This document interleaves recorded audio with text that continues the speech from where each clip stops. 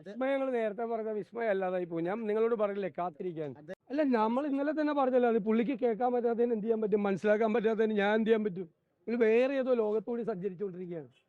ഇന്നലെ വളരെ കൃത്യമായിട്ട് പറഞ്ഞല്ലോ, സർക്കാർ തിരുത്തണം, അഫിഡവിറ്റ് തിരുത്തണം. സർക്കാർ നേരത്തെ പറഞ്ഞിട്ടുണ്ടായിരുന്നു ഇതിൽ മാറ്റം ഉണ്ടാവുക എന്ന് പറഞ്ഞുകൊണ്ടാണ് പല സംഘടനകളെയും കബളിപ്പിച്ച് ആഗോള അയ്യപ്പ സംഗമത്തിന് ക്ഷണിച്ചത്. നേരത്തെ മാപ്പ് പറഞ്ഞിട്ടുണ്ടായിരുന്നു നേരത്തെ നിലപാട്. ഇപ്പം സുപ്രീം കോടതിയിൽ ഗവൺമെൻറ് കൊടുത്തിരിക്കുന്ന അഫിഡവിറ്റ് തിരുത്തണം. അത് തിരുത്തിയില്ലെങ്കിൽ ഇവരുടെ കാപട്യം പുറത്തു വരും. അത് ഈ ഗോവിന്ദന് മനസ്സിലായില്ലേ, ഞാൻ എന്ത് ചെയ്യാൻ പറ്റും? പച്ചക്കല്ലേ പറഞ്ഞത്, മലയാളത്തിലല്ലേ പറഞ്ഞത്. നീ വേറെ വല്ല ഭാഷയിലും പറഞ്ഞാലേ മനസ്സിലാവുള്ള. മലയാളത്തിലല്ലേ ഞാൻ പറഞ്ഞത്. ഇന്നലെ തിരുത്തണം. ഗവൺമെൻറ് ഉരുണ്ട് കളിക്കുകയാണ്, അഴകുഴമ്പൻ സമീപനമാണ്. ഇന്ന് വരുമ്പോൾ അത് പറയണം, ഞങ്ങൾ തിരുത്താൻ പോകുന്നു, ഞങ്ങൾ തിരുത്തി അഫിഡവിറ്റ് ഇന്ന് കൊടുക്കാം. 10 മിനിറ്റ് മതി ഒരു അഫിഡവിറ്റ് തയ്യാറാക്കാൻ, അല്ലേ? ഞാൻ അഭിഭാഷകനായിരുന്ന ഒരാളാണ്. ഞങ്ങളുടെ നേരത്തെ ഞങ്ങൾ പറഞ്ഞ അഭിപ്രായത്തിലും മാറ്റം ഉണ്ടായി. സാമൂഹ്യ സാഹചര്യങ്ങൾ മാറി, അതുകൊണ്ട് ഗവൺമെൻറ്റിൻ്റെ അഭിപ്രായം മാറി. ശബരിമലയിലെ സുപ്രീം കോടതി വിധി നടപ്പാക്കരുത്, സ്ത്രീ പ്രവേശനം അനുവദിക്കരുത്. ഇതാണ് സർക്കാരിൻ്റെ നിലപാടെന്ന് തിരുത്തി കൊടുക്കാൻ എത്ര മണിക്കൂറത്തെ ചർച്ച വേണം? എത്ര മണിക്കൂറത്തെ ചർച്ച വേണം?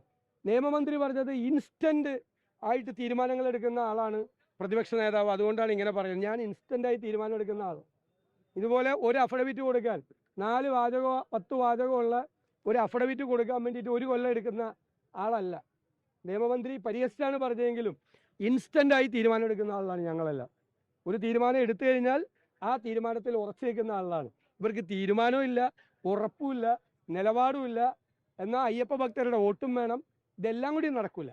അപ്പോൾ കാര്യങ്ങൾ വ്യക്തമാക്കട്ടെ. ഈ അഫിഡവിറ്റ് തിരുത്തി കൊടുക്കാൻ ഗവൺമെൻറ് തയ്യാറുണ്ടോ? തിരുത്തണം എന്നാണ് ഞങ്ങളുടെ നിലപാട്. ഞങ്ങൾ പ്രത്യേകിച്ച് പറയേണ്ട ആവശ്യമില്ല. ഞങ്ങൾ അതിനുവേണ്ടി സമരം ചെയ്ത ആളല്ലേ. CPM നിലപാട് ചോദിക്കുമ്പോൾ മാറാത്തതായി ഒന്നുമില്ല, മാറ്റത്തിന് മാത്രമാണ് മാറ്റമില്ലാത്തതെന്നാണ് MP ഗോവിന്ദൻ ഇന്നലെ പറഞ്ഞത്. ഇതാണ് ആർക്കും മനസ്സിലാകാത്ത ഭാഷ. എന്താണ് ആ ഉദ്ദേശിച്ചതിന്റെ അർത്ഥം? എന്താ? മര്യാദയ്ക്ക് പറഞ്ഞാൽ പോലെ, ശബരിമലയിലെ ഇപ്പോൾ ഞങ്ങളുടെ ഗവൺമെൻറ് കൊടുത്തിരിക്കുന്ന സത്യവാങ്മൂലം ഞങ്ങൾ മാറ്റി കൊടുക്കും എന്ന് പറയാതെ മാറ്റമാണ് ലോകം, മാറ്റുവിൻ ചട്ടങ്ങൾ എന്നൊക്കെ പറഞ്ഞാൽ അത് മറുപടി ആയില്ലല്ലോ. മനസ്സിലായില്ലേ? വ്യക്തതയില്ലാത്തത് പാർക്കാന്ന് മനസ്സിലായില്ല, കൃത്യമായിട്ട് മനസ്സിലായില്ല. വ്യക്തതയില്ലാത്ത ഇക്കാര്യത്തിൽ ഞങ്ങളുടെ നിലപാട്, ഞങ്ങൾ അതിനുവേണ്ടി സമരം ചെയ്താണ്. UDF അഫിഡവിറ്റ് തിരുത്തി കൊടുക്കണം സർക്കാർ.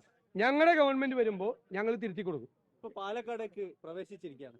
വലിയ വിസ്മയങ്ങൾ ഉണ്ടായിക്കൊണ്ടിരിക്കുന്നു. ഇന്ന് രാവിലെ തന്നെ സുരേഷ്, VS അച്യുതാനന്ദന്റെ മുൻ പേഴ്സണൽ സ്റ്റാഫ് അംഗം കൂടിയായ അദ്ദേഹം പ്രഖ്യാപിച്ചിരിക്കുകയാണ് കോൺഗ്രസിന്റെ പുതുയുഗ യാത്രയിലേക്ക് പങ്കെടുക്കുമെന്നുള്ള കാര്യം. എന്തൊക്കെ വിസ്മയങ്ങളാണ് ഇനി ഉണ്ടാകുന്നത്? നേരത്തെ കാത്തിരിക്കണം. വിസ്മയങ്ങൾ നേരത്തെ പറഞ്ഞ വിസ്മയം അല്ലാതായി പോകും. ഞാൻ നിങ്ങളോട് പറഞ്ഞില്ലേ കാത്തിരിക്കാൻ. ഞാൻ ചോദിക്കട്ടെ, VS അച്യുതാനന്ദന്റെ സന്തത സഹചാരിയായിരുന്നു അല്ലേ സുരേഷ്? ആ സുരേഷിനെ പോലത്തെ ഒരാൾ CPM ഉപേക്ഷിച്ച് UDFിനോടൊപ്പം വന്നു ചേരുകയാണ്. മനസ്സിലായല്ലേ? അച്യുതാനന്ദൻ്റെ ഒരു പ്രതീകമായിരുന്നു. VS ഒരു പ്രതീകമല്ലേ? എല്ലാത്തിൻ്റെയും ഒരു പ്രതീകമായിരുന്നല്ലോ. ഒരു കമ്മ്യൂണിസ്റ്റ് പ്രസ്ഥാനത്തിൻ്റെ ഒരു പ്രതീകമായിരുന്നു.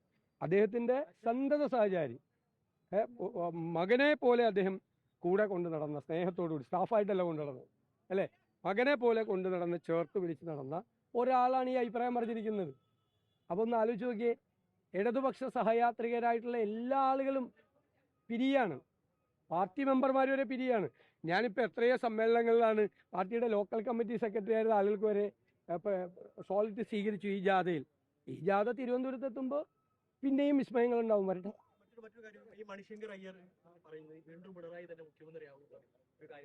എനിക്കറിയില്ല, കോൺഗ്രസുമായിട്ട് ഒരു ബന്ധമില്ല. കോൺഗ്രസിൽ ഉണ്ടായിരുന്ന കാലത്ത് ഇത് മുഴുവൻ കിട്ടാവുന്ന അധികാരവും എല്ലാ സംവിധാനം കിട്ടിയിട്ട് പിന്നെ കോൺഗ്രസിനെ തള്ളിപ്പറച്ച് പുറത്തുപോയ ഒരാളാണ്. അങ്ങനെ എല്ലാ പാർട്ടിയിലും ഉണ്ടല്ലോ കുറെ ആളുകൾ.